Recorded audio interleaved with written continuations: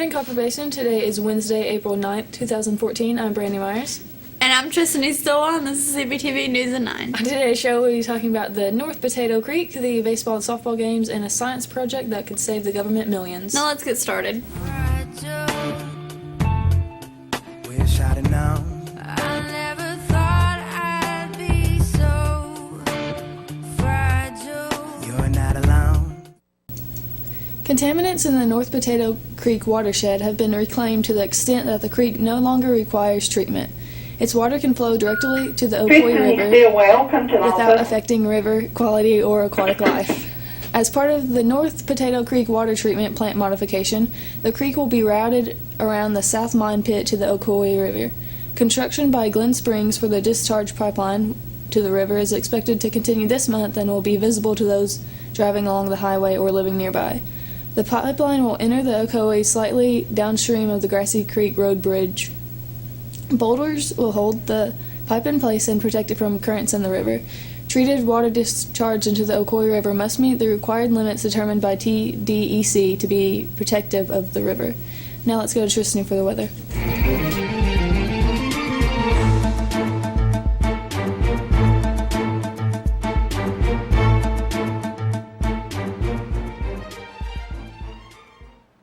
Today will start out as partly cloudy, but it will clear up this afternoon. There is also a 20% chance of rain showers this morning. Highs will be in the mid-60s and winds will be 5 to 15 miles per hour. Tonight will be mostly clear with some patchy fog. Lows will be in the 30s and there will be some light and variable winds. Tomorrow will be sunny with highs in the lower 70s, and tomorrow night will be mostly clear with lows in the 30s. Now that's all for weather. Thanks for the weather, Tristan. We have another stop motion video, so let's watch. I was born off an old dirt road, 40-acre farm, no highway, no interstate. And I drive an old rusted-out Chevrolet. The boys all rubberneck while they're out making hay. Hey, I'm a wildflower growing in the sunshine, soaking up the way of life. I was raised in running barefoot, blooming in a summer shower, ponytail dancing. I can't help it. I'm a wildflower.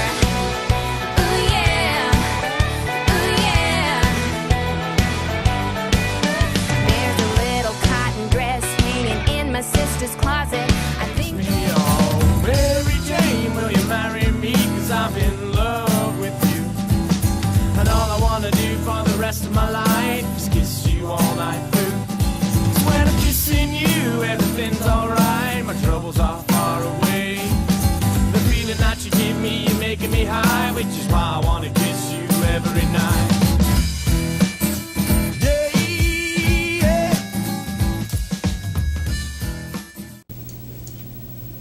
Thank you to Tanya Cash for that video. Now let's go to Tristan for the sports.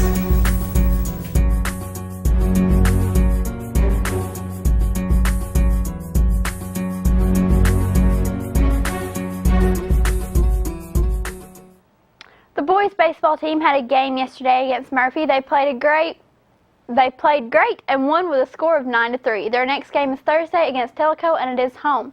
The girls softball team played yesterday against Silverdale, but they didn't get the win. But they get another chance because their next game is Thursday and they play Silverdale again. Middle school baseball also plays on Thursday against Union. Now that's all for sports. A middle school student science fair project could save the government millions of dollars, and the only thing that they would have to do is switch to a different font.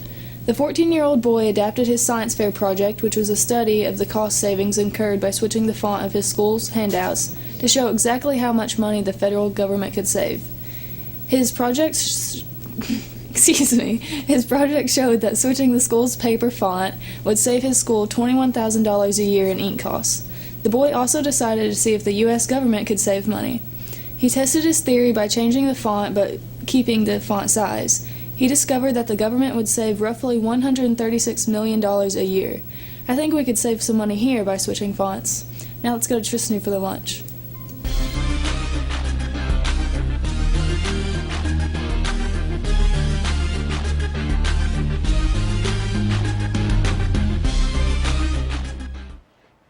For lunch in line 1, we'll be having homemade chili, Fritos, fresh carrots, fruit, and milk. And in line 2, we'll be having stuffed crust pizza, and milk. And for breakfast, in line 1, we'll be having pancake on a stick, milk and juice. And in line 2, egg biscuit, milk and juice. Now that's all for lunch. Sick and tired of being sick and tired. Life ain't always a party, but we gotta do it 'cause it's required. And it cuts like a knife, and I gotta get the beast out of my life. It sucks when it's up.